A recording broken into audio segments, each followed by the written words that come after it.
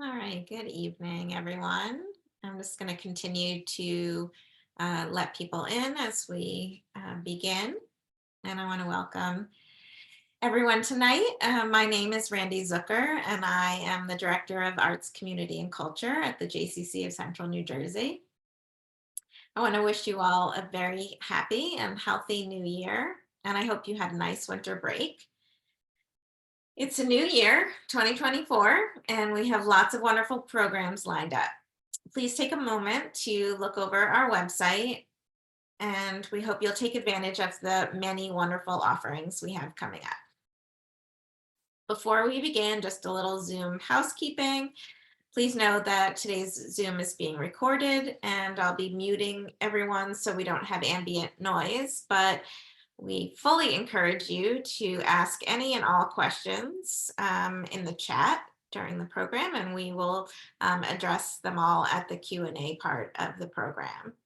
Links to purchase copies of Kristina McMorris's book, The Ways We Hide, will be placed in the chat. You also received it via email a couple times this week already, and again, you will tomorrow with our thank you email. I am very excited to welcome this evening Kristina McMorris. Kristina is a New York Times, Wall Street Journal, and USA Today bestselling author of 2 novellas and 6 novels, including Sold on a Monday, with more than 20 national literary awards. Prior to her writing career, she owned a wedding and event planning company, and also worked as a TV show host for Warner Brothers, an ABC affiliate. A Pepperdine University graduate, she splits her time between San Diego and Portland, Oregon, where she's a proud mom of 2 teenage, going on 40, boys who keep her on the run and make her laugh daily. I'm very excited to talk tonight to Kristina about her latest novel, The Ways We Hide, which is inspired by stunning true accounts. Please join me in welcoming Kristina. And before just letting more people in, and let me get Kristina here and welcome. We're so happy to have you, and I'm going to turn it over to you to give us the overview and presentation about The Ways We Hide. I'd love that. Thank you. Thanks for having me, everybody. And I hope that you are all staying warmer than we're about to here. I'm just outside Portland, Oregon. And when it snows in Portland, if any of you are familiar with this area, we don't know how to drive in it. All. We don't even pretend to know how to drive in it. So the whole place just shuts down. We like to joke we have 1 snowplow for the entire state. So this is perfect timing to talk to you all before the snowpocalypse shows up on Saturday. As far as the book goes, I'm excited to share a bit about The Ways We Hide. So it's, whether you've read the book or not, or finished it or not, it will be, there'll be no spoilers that I can think of as I go through the story here, or as I go through my presentation, give a little tidbits about history and what inspired the book. And then also just kind of moving on to some of the fun facts and amazing pieces of history that I learned along the way that I'll show visuals too. Many of these are in the back of the book, but I'll share even more information, and you'll get to see it on the screen. So I'll go ahead and get started here. All right. Uh-oh, my screen share. Oh, there it is. Okay. I thought it went away and I went, oh no, that's a problem. Okay. Here we go. Okay, here we go. So, like I said, I'm thrilled to talk about my latest novel, The Ways We Hide. Now, through this book, I think it is safe to say, I like to say that I officially solidified my brand. Somehow, without any planning, I became the author of Sad Historical Orphans. So if you're familiar with some of my other books, you'll know like Sold on a Monday was the same. Now, I'm often asked where my story ideas come from. With Letters from Home, it was from my grandparents' World War II courtship letters and this photograph, which I love. You can see it kind of makes a shape of a heart out of their faces. And speaking of photos, that also helped inspire my next novel. So similarly, you may know that Sold on a Monday, if you're familiar with the book, that it was inspired by this photograph. And I found this online on a website that baited me in. I'm sure I'm not the only one who has clicked on that clickbait that says 50 of the most shocking historical photos you have never seen. And I think, what 50 photos have I never seen? Especially for historical authors, that is the worst kind of catnip. So I went down the rabbit hole and I found this photograph that, of course, as a mother especially, it haunted me. And it ended up, I tucked it away in a file folder, and it ended up inspiring later Sold on a Monday. Well, I ended up, kind of, like I said, tucking it away and circling back to it when I found my story. What I didn't share until recently was that on that exact same website, I ended up also coming across another photograph that also haunted me for different reasons. Now, before I share it, it is not in the back of the book because I felt it was a little too disturbing, I thought, to include in every book when people don't know it's coming. So I will share that it is a bit unsettling. I will not stay on it very long, but I do think it's important to share where the story came from here. So I came across this photograph, and given how perfect all these children look and peaceful, I presumed that they were sleeping. And it wasn't until I read the caption under the photo that I learned that they had all perished in what has been called the Italian Hall disaster. Now, if you're familiar with the book already, you know that in 1913 in Calumet, Michigan, located in the Upper Peninsula, also known as the UP, the copper miners, nearly all of them immigrants, went on strike for several months. Now, they were fighting for things as simple as $2 a day, safer work conditions, and also that they could work in pairs for safety. Now, this went on for months. And so because of this, with barely enough money to buy food for their families, the Ladies Auxiliary Group raised funds to throw a Christmassy party for the kids. Now, there was a 6-foot Slavic woman named Big Annie, and she went around town and collected money for the gifts for the children. Now, you can imagine when Big Annie comes around, you don't say no. So she did a really good job of collecting about $60, which of course was a lot of money at the time. I bought all these little gifts to put in barrels on the stage with Santa and Christmas trees, and about 700 children showed up to this party. Now, they held it in the upstairs of the Italian Hall, which is what you're seeing right here. Really important to point out is on the bottom left-hand side, you'll see that there is that archway, that and the doors there, they're double doors. When you open those doors, it goes straight into a stairwell that goes up to the second floor landing. And then that's how you access the Italian Hall upstairs, the community center, which is where they had the party. Now, like I said, about 700 kids showed up. All went really well until toward the end of the night, a man that some people claim they believe was anti-union. He had a pin on that they believe was anti-union, came to the top and yelled a false cry of fire twice. Now, as you can imagine what happens next, this is all before the law was instituted, which of course, for good reason, this was part of the reason why that law went into effect of not yelling fire in a crowded area when it's not true. This is what happened, as you can see, the aftermath the next morning. It triggered a stampede down the stairwell, and the doors closed at the bottom. Now, there is a lot of controversy over, because the building is gone now, of which way the doors opened. Really importantly, if they opened inward, then they may have accidentally closed, in which case, when people tripped down the stairs, it would have blocked everyone in. They may have also opened outward. And if they opened outward, then that means that they were blocked in on purpose. There is word that there were deputies outside that were also anti-union that may have blocked the doors. And so to this day, we'll never know the truth. What we do know is the doors closed and were blocked for some reason. This caused vertical stacking, is what they call it, in the stairwell. And within a few minutes, more than 100 people were piled up, and 73 people died. The vast majority of them were children. The Christmas weekend, there was a funeral procession that lasted at least 2 miles, as you can see here. One couple lost all 3 of their children, which stuck with me and was one of the things that haunted me. Sadly, the culprit was never found. There are theories that he was spirited away by the sheriff, but to this day, nobody knows exactly who can say exactly who the person was. Now, for obvious reasons, I was stunned that I'd never heard this story before. And it was one of those things that I thought everybody should know about this. But again, similar to Sold on a Monday, which at first when I saw that photograph, I thought this is much too sad to base an entire novel on, until I found my story. So fast forward a few years, and it was about 3 years ago, I was sifting through my ideas folder, and right next to the photo from Calumet that I had saved of those children was this article. As you can see, it says how Monopoly helped win World War II.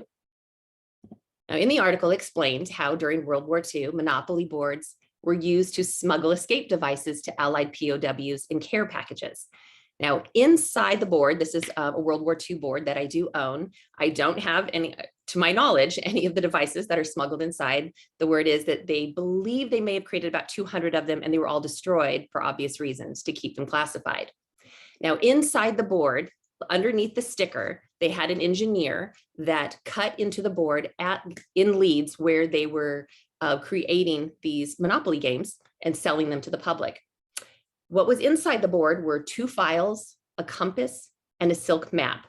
Now, the reason why you have a silk map, which I also own, it's very cool. It was like my Mother's Day gift to myself because I don't need flowers and chocolates. I'm just weird. So I got this World War II map. And what's amazing about it, the reason why it was important that it was printed on silk is for several reasons that are amazing. One is that you can print color on them on both sides. It is nice and thin. It withstands the weather. You can drop it in puddles. And most importantly, if you are in hiding, say in a forest or something, and you bend it and fold it, it doesn't rustle like paper and give you away. Now, because of the cloth, they could also sew it into airmen's tunics. So in case they were downed in occupied territory, they could also take it out of their jacket. So all of this made it very, very smart, and also able very thinly to be put into the Monopoly game. Now, many of these gadgets that I'm going to talk about weren't declassified until the mid-1980s. That seems like a long time from World War II. And the reason being that some of them were so successful, they thought they might have to use them again during the Cold War. Now, I thought this was all interesting. It was such a cool fun fact. I decided to delve in a bit more to find out a little bit more about the history of this. So soon I found this declassified memo about inserting various maps into Monopoly games. So that's how we know for sure that they used to do this. And you can see they talk about 1 game each and the areas that the map inside would cover. The way that you knew which kind of map or which area of map was inside the game, which of course would be hidden from view, is there would be an seemingly errant dot on one of the avenues. And that's how you knew if it was, for example, Norway, Sweden, Germany, et cetera, that was inside. So you knew which care package direction to send it to. Now, this course all gives new meaning to the get out of jail free card, as we all can guess, because they were effective. Now, that particular memo I just showed you was written by a man named Christopher Clayton Hutton, also known as Clutty. And if you read my story, you know that he becomes a major character in the book. He was just too fascinating not to include. Now, he looks a little, I think he looks like an eccentric uncle, which is what he reminds me of. He was an RAF pilot in World War I, and he was also a former film publicist, which I think definitely plays into his personality, how successful he was. He was very inventive. He was all about promotion, and he hated red tape. So he found all different ways to get around everything and the bureaucracy in order to get done what he needed to get done. Now, he approached the War Office in London for an interview, and he was desperate to do his bit, just like he did in World War I. Well, there he met Colonel Crockett. He's also in my story, and it's a real person. Clutty happened to talk about his love of magic, and specifically Houdini. He had this big fascination with Houdini. He told him about how in his youth, Clutty had used his uncle's packaging company, which created boxes and crates, to challenge Houdini to get out of a box that they would build on stage. Now, this was something he was very excited about. And so what really happened, and I talk about it in the story, is that he did challenge Houdini. Houdini sent back the letter that was the challenge and said, challenge accepted. And for the rest of Clutty's life, I believe he carried this around in his wallet. Now, Clutty did lose that challenge. Houdini very simply bribed the master carpenter who was going to build the crate on stage and just paid him a tiny bit of money, not much at all, in order to have him tap in the nails at a slant. So it was much easier for him to get out. They would just put a curtain up. He got right out of that and it was no problem. So of course it was disappointing to Clutty that he lost this bet, but he was just so excited that he had this relationship with Houdini. He kept that letter, like I said, in his wallet. Well, he pulled it out during this interview and shows Colonel Crockett. Crockett is so fascinated by this too, that he puts Clutty in charge of the escape and evade department of MI9. You can't make this stuff up. This is exactly how it all went down.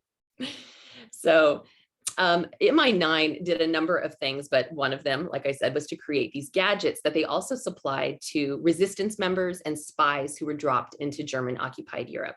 Now, ultimately, Clutty and a man named Charles Fraser Smith, who created clever gadgets mostly for MI6, would become the inspiration eventually for the character of Q in the James Bond film series. So if all these gadgets sound kind of familiar, like using, yeah, that's why this is where it all came from. Now, if this seems all very unusual and stranger than fiction, well, these men were not alone in their skill sets. So I'm going to share about one of them in particular.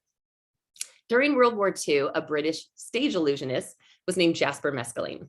He led the camouflage experimental section for the Allies in Africa. And this, when I came across this info, is how it dawned on me that the Italian Hall disaster would actually be my character's backstory. That would be Italian Hall disaster would not take the whole spotlight in the book, but instead be something that happened in her past that affected her. And as a survivor of the stampede, I figured that she would always need two ways out of every room at all times. Houdini would become her idol, and she would be somebody who became obsessed with escape and knew how to create the devices, but she would never be one that would voluntarily get into the box. Now, as a result of this, she became an illusionist later recruited by MI9. And again, all of this I figured was absolutely plausible because this stuff did happen. Now, there is controversy over how successful Jasper's efforts in Africa truly were, but we do know that he designed a couple things for sure, like this. So this is mentioned in the story as well. This is the RAF Timpsford Airfield, and this is located just outside London, which Jasper designed to appear from the sky like a disused farm. So if you looked at that, especially flying overhead, there is no way that they would think that this was a working airfield during the war. They did such a good job of disguising this with hedges all around, et cetera, that you really couldn't see, and they operated largely at night. They did such a good job that the locals claimed that they didn't even know it was an airfield there until after the war.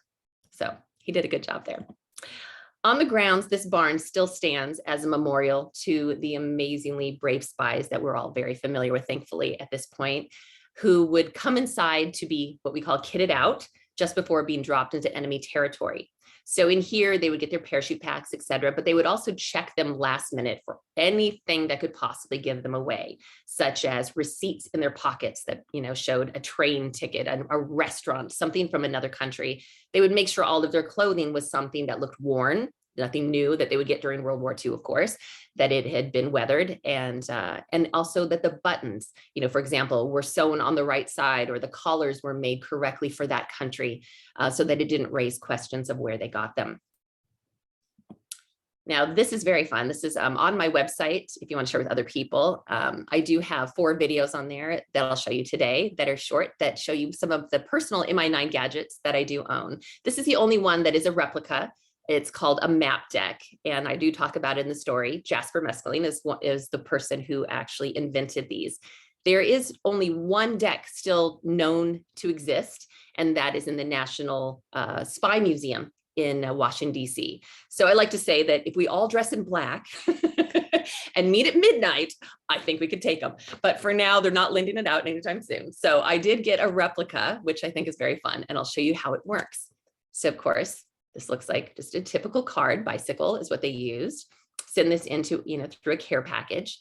Now you would soak it in water for about 2 minutes, and then you'll see what happens to the card. It starts to split apart, and you have a map then on both sides. Now, when you think about a whole deck of cards and you double that for each side, now you have a whole region of the area, which was amazing.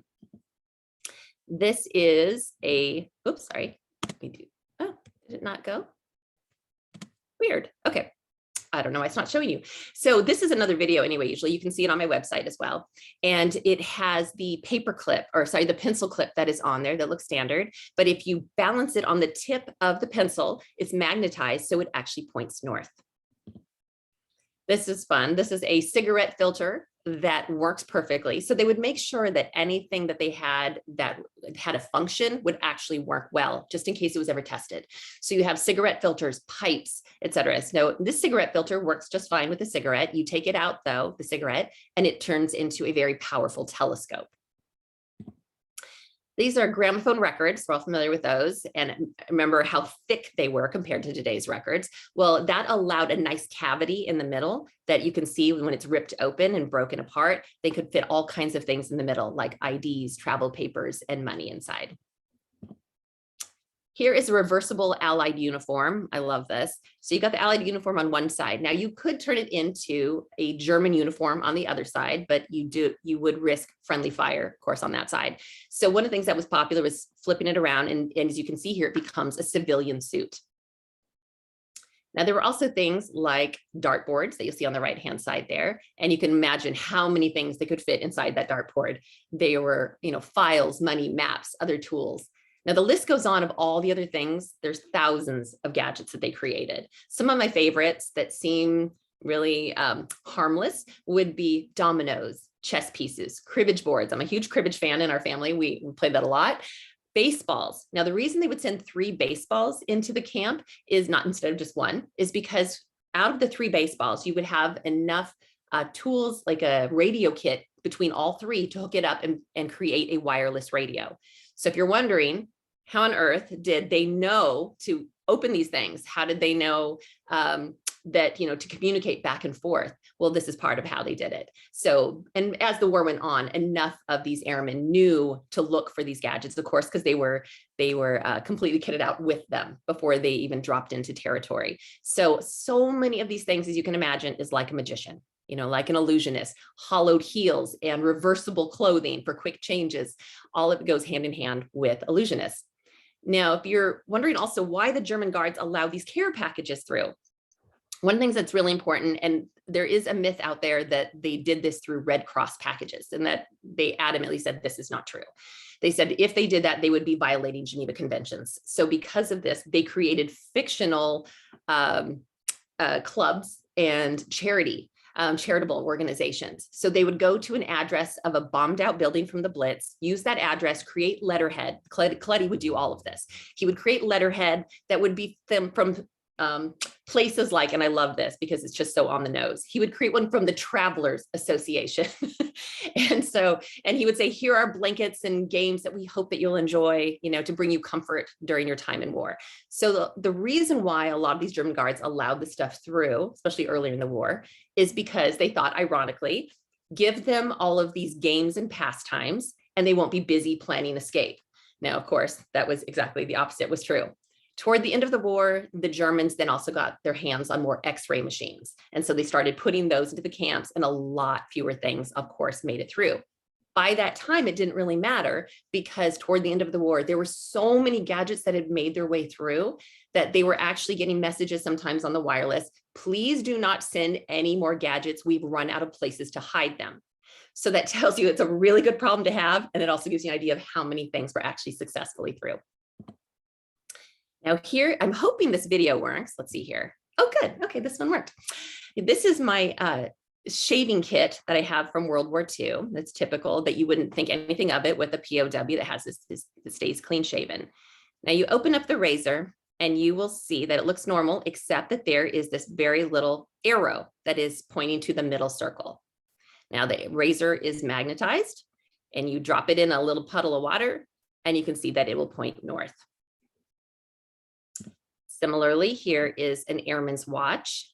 Is it gonna work? Good, there we go. Here's an airman's watch that looks pretty standard, but you take the crown out and you find something sharp, a fingernail or what have you, and you can pop the back open. And what you will see is it's not working at all. It's actually, once again, a compass. It's a compass and a map were the 2 most important things they could use in order to escape. So I thought that was such a fun little find. Now, the last gadget I will mention today is, because it's also in the story, the very early on in the story, are the Hutton flying boots. Now, once again, I mentioned the hollow heels. Well, this had a hollow heel, a thin, flexible saw in the shoelaces. I believe it's called a Gilly saw. They used it for brain surgery. So he knew then it could cut through a skull. He figured this could probably also cut through wire and fences that they needed to gout. There was also a small hidden razor that, I'm just not sure if you can see it on this picture, but there is a small hidden razor that is kind of triangular. And the reason why they had that is you would use it to cut away the webbing that is right around the ankle. So you see how it kind of swoops down around the ankle? Well, you cut around the webbing there, you cut it off. The top part detaches from the shoe. And as you can tell right there, the shoe then is left as a dress shoe, not a boot. So it would not give you away if you made it to a train station, because obviously the boots would. So I thought that was fantastic. Now, by February of 1942, like I said, they had distributed so many that, again, they said, please don't send many more. And so a lot of these things have were destroyed, or, are starting to end up in estate sales and that kind of thing. And people just kind of held onto them as souvenirs all these years. Now, this is the Wilton Park Estate in Beaconsfield, just outside of London. It became HQ for MI9, where they also handled interrogations and secretly held top German officials as POWs. Now, this was purposely set off in the countryside. So, and I like how Clutty used to say he was thrilled because it kept the petty-fogging bureaucrats, as he called them, he tried to stop them from breathing down their necks all the time and not really micromanaging them. Now, oddly, some in Parliament felt it was ungentlemanly to sneak devices into charitable care packages. They thought that was very unfair and war. Now, thankfully, Clutty and Crockett disagreed. And that said, of course, like I said, they did not use the Red Cross packages, so they did abide by that. Now, from this discreet compound on the estate, Clutty continued his work. And by the end of the war, an estimated 35,000 Allied servicemen made it to safety. So no doubt they were using many of these MI9 devices. Now, before I wrap up today, I'll just briefly touch upon one other part of my story and research that I found fascinating. Now, before I started to write The Ways We Hide, aside, obviously, from Anne Frank, shamefully, I felt like I knew very little about how the Netherlands experienced World War II. Now, it made sense, of course, to learn that Hitler viewed the Dutch as the Germans' Aryan cousins, and he thought he could very easily win them over. Now, for the many thousands of Dutch, as you'll see in this picture here, who volunteered to serve for Hitler, now that indeed was true. But thankfully, many brave Dutch people also felt differently, as you see here on Liberation Day. Now, among those people, there were some called the Englandvaarders. And I do mention this in the story. And it was one of those things, again, I came across that I thought, how have I never heard about these people before? Everybody should know about them. So Englandvaarders is roughly translated as Englandfarers. There were thousands of Dutch people then who escaped by crossing the North Sea at night. And you can imagine how treacherous that was. You have the swells, you have German patrollers, and you also just took the risk of being strafed by the Allied aircraft going overhead, thinking that you were the enemy. Now, at the end, some of them even made it in kayaks. I can't even imagine. So again, if I just put this in a novel, nobody would believe me. This is actually how some of them crossed. This is two brothers that did make it to the other side. About half of the people that tried to cross at night were lost at sea, just never heard from again. And most incredibly, the majority of those who made it returned to the Netherlands. This is what really blew me away when I found out about them. Let me back up. They made it all the way through all the treacherous conditions I just talked about. They report to London and Parliament. They give all their information that they have that they can help the Allies. And then knowing what they are going back into, they chose them to be dropped back in order to help their countrymen, which it's just a level of bravery that I can't fully wrap my mind around. So if you haven't heard about them before, I'm glad you have now. And I will say too, and you find out in my story, that the German intelligence at that point had captured Allied radio operators. So they already knew the codes. So every time that they radioed in the Allies to say how many people were coming in, what time, and where they were being dropped in the Netherlands in particular, they knew ahead of time. So they captured almost every single one of them being dropped in. So everything in my story about being dropped and locations and all that, everything is actually based on real people and real drops that happened. Now, to end on a happier note, oh my goodness, I have no reason to add this photo except that it was just so darn cute. But I just loved that this was a celebration at the end during Liberation, and the Dutch people and the GIs that were all there together, and the airmen. So I love that. And I fell in love with their culture as I studied for this book. Now, I will also add that if you enjoyed, like I said, the videos and you want to see, especially the pencil clip that you didn't get to see, all of that's on my website. And you can also find some of these really fun features, whether you're with a book club or not, especially if you like to cook. There's recipes in there that are Dutch. There's a butter cake that is kind of like a shortbread that I absolutely love. It's like 4 ingredients and it's so easy. And I made it a lot as I prepared for this book because research. There's also a recipe for my favorite, invisible ink. And so you can see that there in the middle, and that is in the back of the book and on my website as well. And it is fantastic. I tried the lemon juice like I did as a kid. You know, we all did that, where you have to hold it over the flame. You risk, burning your house down. So especially for grandkids or kids, this is much, much safer. I found a recipe online and tested a bunch of them. It was wonderful. And it's everything, all the ingredients you would have back in World War II as well. So that's where it plays into the story at one point. As some of you, if you read it, you know how. And so I do encourage you to try it. If you haven't, it is very cool. It only has a couple ingredients and it works amazingly. And there's no heat involved and there's no fire. So it's much, much safer that way. All right. With all that said, I hope you enjoyed the book. If you've read it, I hope you learned a bit more about history from today. And I will say that historical fiction is personally my favorite genre to read, which is why I write it. I like to think of the genre as literary Advil, and that you get the sugar coating of a story on the outside. And hopefully you don't realize how much good stuff in history you get on the inside until it's over. And when it's well researched, you can look back and think, wow, I actually learned a lot too. And so one of my favorite compliments that I get from readers, of course, that they learned a lot, they wanted to share it with other people, and it inspired them to go look it up and look up more information about things that they'd never heard about. The only other thing I didn't touch on in here too is the tube disaster that happened in London. And that was one of those things that I stumbled across by accident. I was literally looking up the weather report, the almanac from a certain day, actually a whole week in March, I think it was, if I remember right. Was it March? I think it was March or April. And I looked that up online just from 1943, I think it was, and ended up just finding this fun fact of what happened that week in London. And it was the greatest civilian disaster in history of World War II.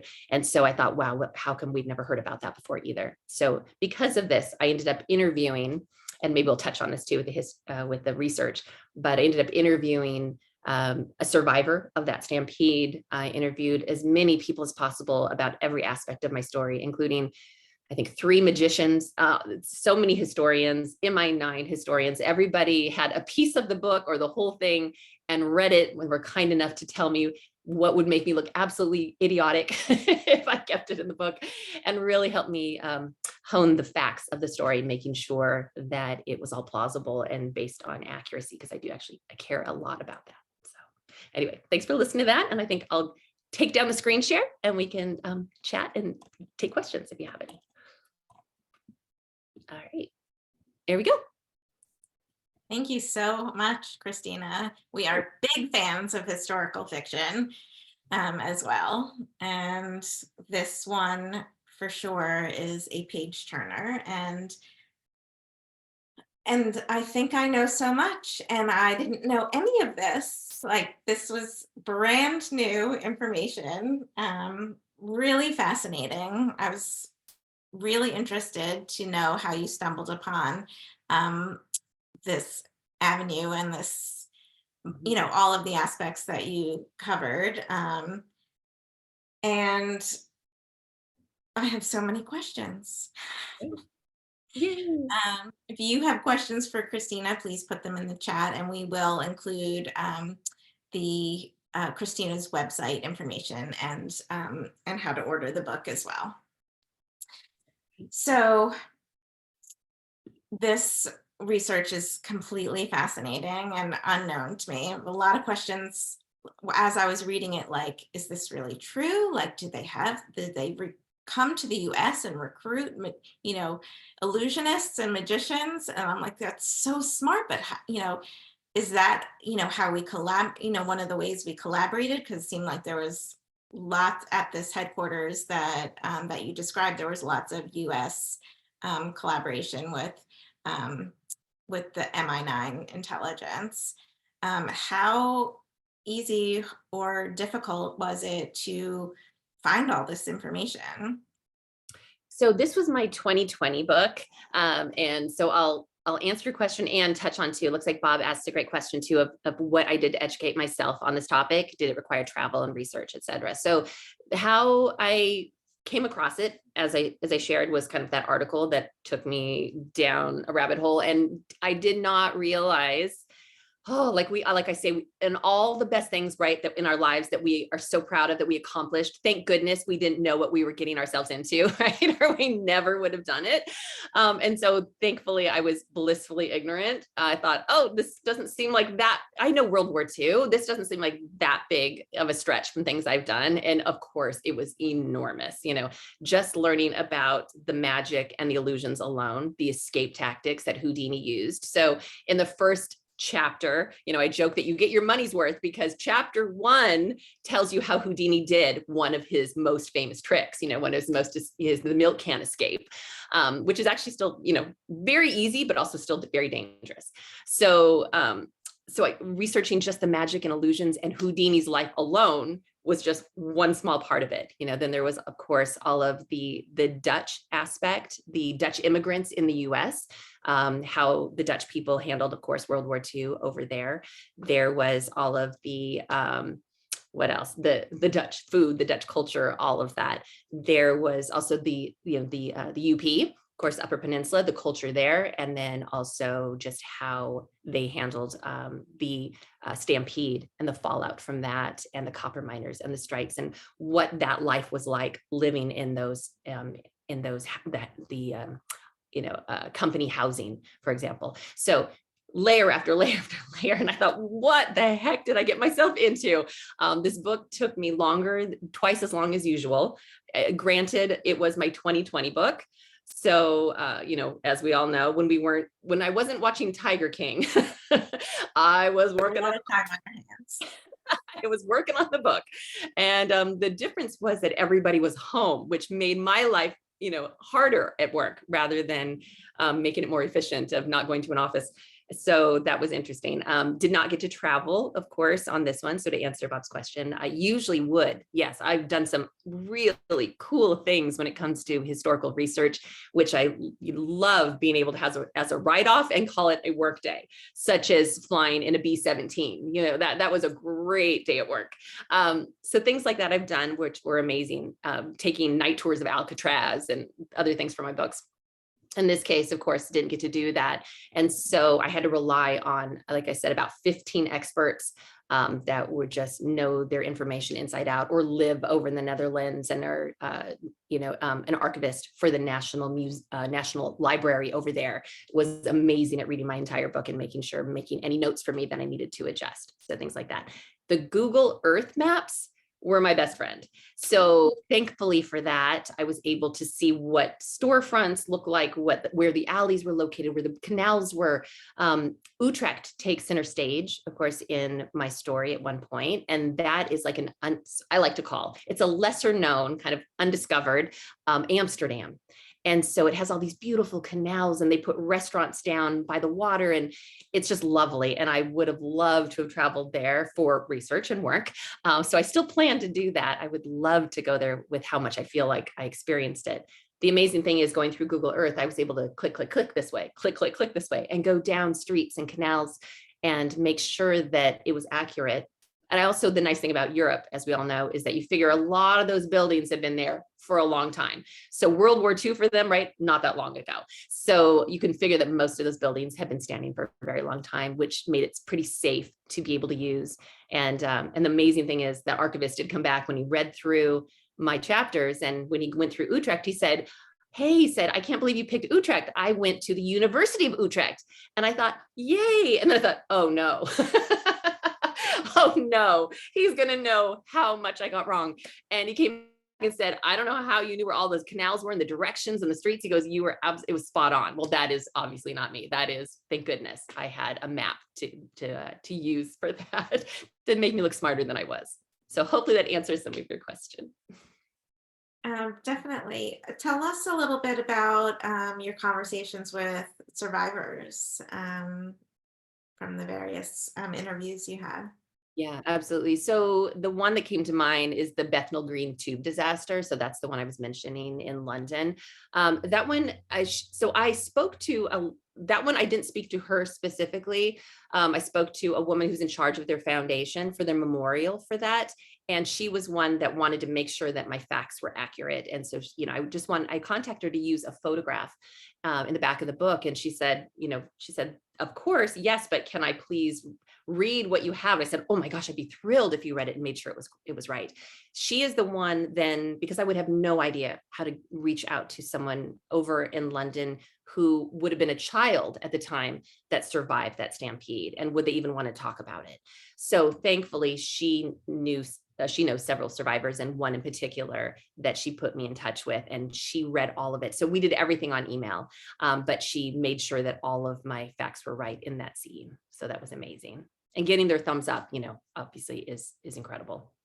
Yeah, it's actually unbelievable that there were two such similar instances that actually happened in one person's lifetime.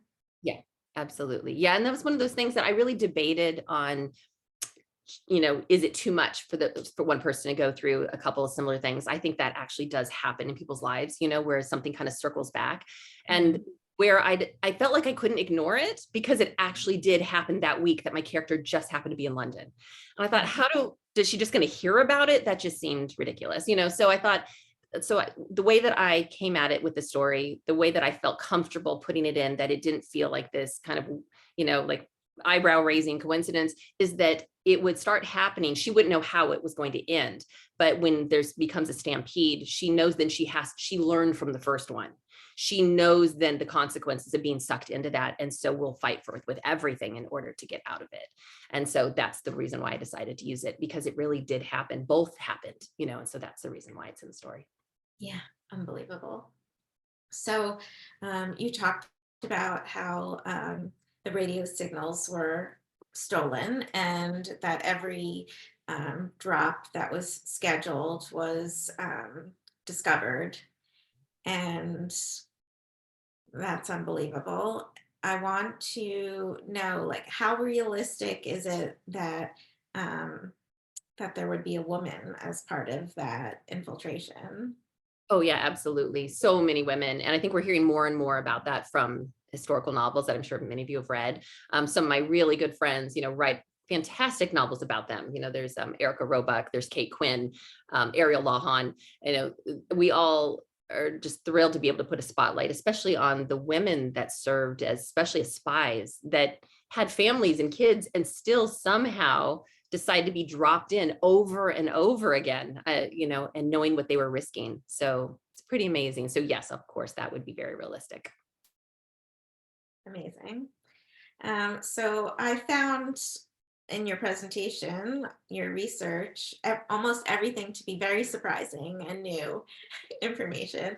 And I'm wondering, as you were going through this process and of discovering and researching, what would you say were some of the most surprising or most interesting things to you? Absolutely. So, well, I would say, gosh, so many things that I just talked about. So the England Barders were one of those things that I thought, once again, how did we not know about them before? The gadgets, just that there were thousands of them. I was stunned to find out about the Monopoly boards to start. I thought that was a big deal, because Monopoly is something that, of course, that we all grew up with. And I love that it had this new angle to it that I'd never thought about before. And I love that about historical fiction. That's something that we're all familiar with. And yet we think, how did we not know about that? That it has kind of a secret passage, a secret story behind it. I'll just mention briefly, it's the same way I felt about with my novel, The Edge of Lost, had to do with the kids who grew up on Alcatraz Island as family of the prison staff. And we're not supposed to mix with the inmates for good reason, like Al Capone, you don't want to go hang out with him. And some claim they secretly did. And so because of that, that's one of those little tidbits that we're very familiar with Alcatraz, but it's a whole other angle that I'd never heard about before. So it was the same with this. And coming across those gadgets and how they all work. And I mean, that was just really, it was a lot of fun. It was a fun day at work. Really cool. I've been to that museum in Washington, D.C., and it's full. And this is like a whole new perspective on how they're created and where and when. And what goes into it and the background of the people that mean. Yeah, absolutely. Um, I love that. so the not giving anything away, but there was a um, special toy train that was passed back and forth between um, the characters. It had a lot of different meanings, and I'm wondering, how you thought of that. Um, that as a symbol. Was it a symbol of something, or how you came across that? Absolutely. And actually, I haven't pulled this down in a while. Okay, hold on one second. I'm going to grab something here that you just made me think of because I haven't talked about the train in a while. So my family made this for me as a gift when I finished the book, because it did take me 2 years, by the way. I didn't say how long it took me. It took me 2 years to write the book. I took off 7 days in 2 years. So it was a lot, longer book. So thank you if you read it. Thank you for reading all those pages. When I got done, I thought, I don't know what I could possibly cut. I don't know how I could trim it, because everything, as you know, as you go through the story, even if you don't think it's important, it becomes important by the end. The Morse code messages, et cetera, everything will become important, including the train. So this was kind of fun that they got this for me as a gift, and they had this Oh, and it works. lead. So it's very fun. So this is kind of an idea. This did not spark it, but they created it for me after the fact. And so where the idea came from was I knew it would be some kind of gift that I started with in the beginning of the story, obviously, that they get at the Christmas party. I figured that it would have to be some kind of toy that that a boy would like, because she ends up, of course, giving up her one gift, that's kind of boyish, to the boy that had a plane that was destroyed. And so if the next best thing I thought from a plane, a little model plane that was destroyed, would be a train, because I can't think of growing up, I loved them. I know every boy that I ever knew loved them. And so I thought that would be fun. And it just ends up, of course, it has hidden compartments, which I think was one of the coolest things about that. And it all tied into Houdini.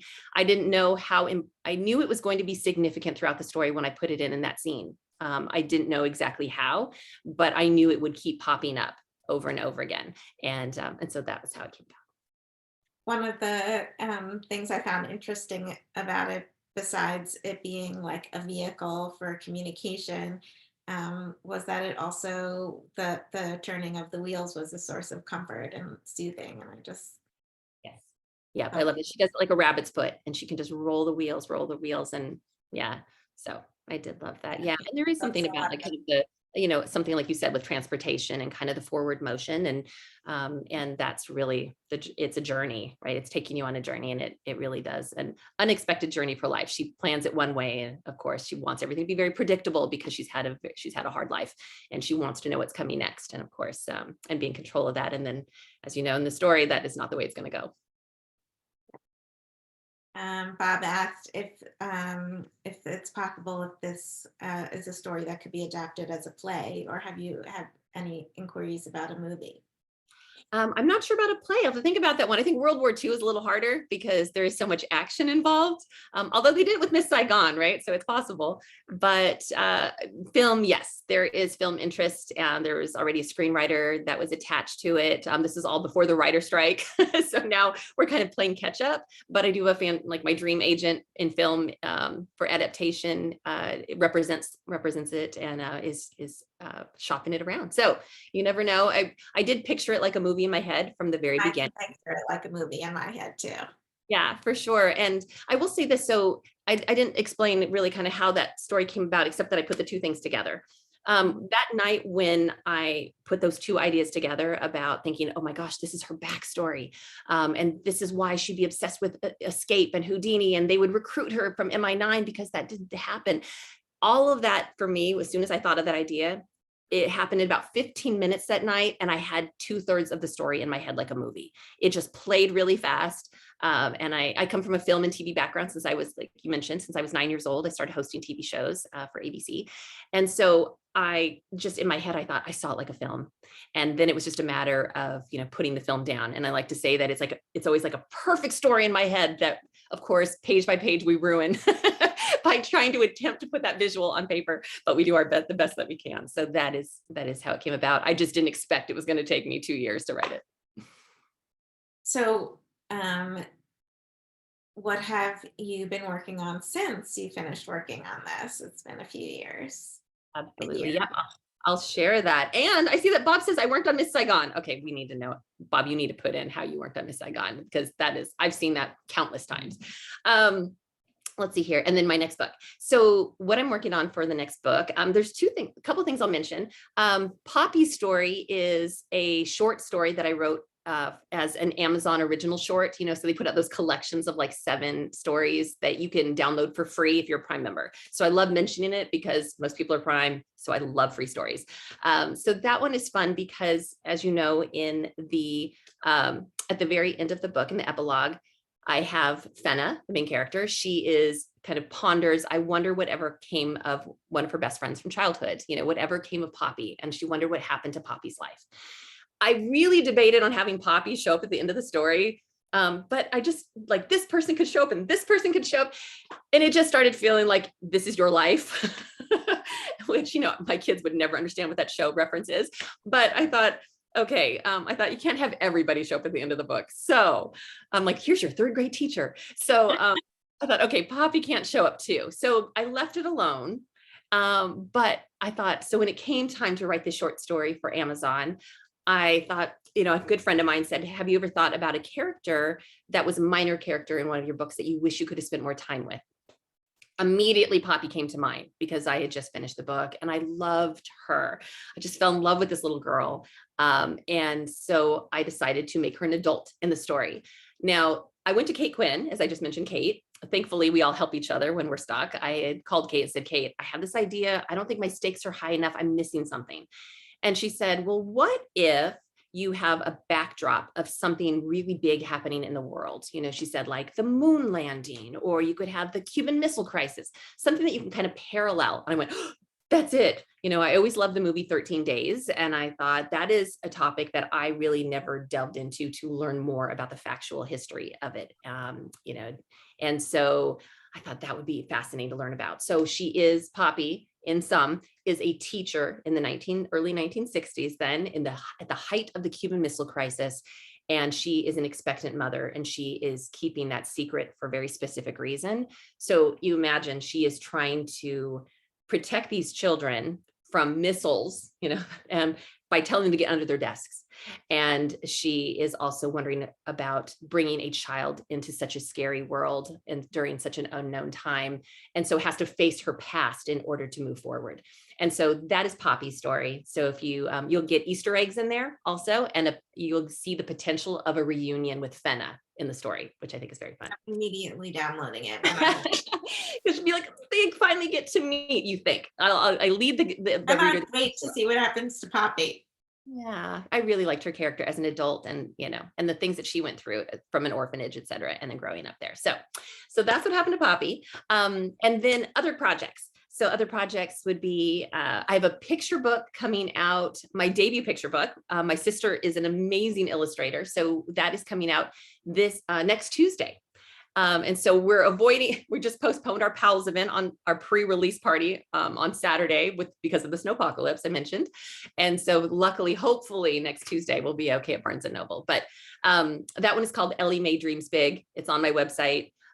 In short, little girl, hard time making decisions, is asked, what do you want to be when you grow up? Come dressed as your favorite choice. It's our twist on that. So she knows she wants to be an astronaut and a chef, but then she remembers the moon is made of cheese. So she's going to take a big slice out of it and make the best galactic grilled cheese sandwiches in the universe for the aliens to fly through instead of a drive-through. So from there, she just keeps mashing things together and has a very surprise ending. So that is the picture book. And then I'm working on a novel right now.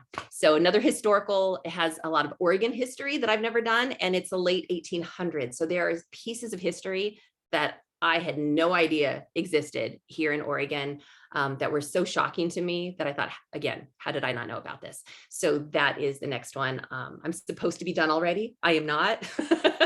It's been a year. I feel like 2020 just hasn't ended yet.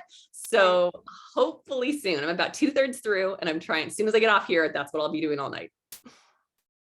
Okay, that sounds thrilling and we cannot wait to read it. Didn't allow you for a lot of exciting travel though to research for that book.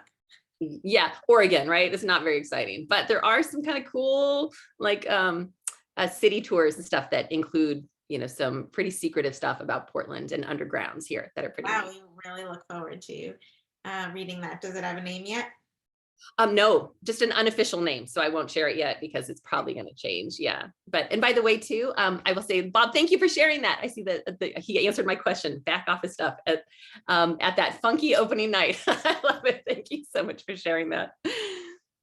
Well, thank you, Kristina. We are thrilled to hear all about your story, your research, and your characters. It's an amazing book. Please, if you haven't already read it, click the link in the chat or click the link in the email that I sent earlier today. And thank you, everyone, for joining us this evening. We appreciate your time, and we all learned so much. Thank you, Kristina. Good luck to you on your next project. Thank you. Thanks, everybody. Good night. Bye.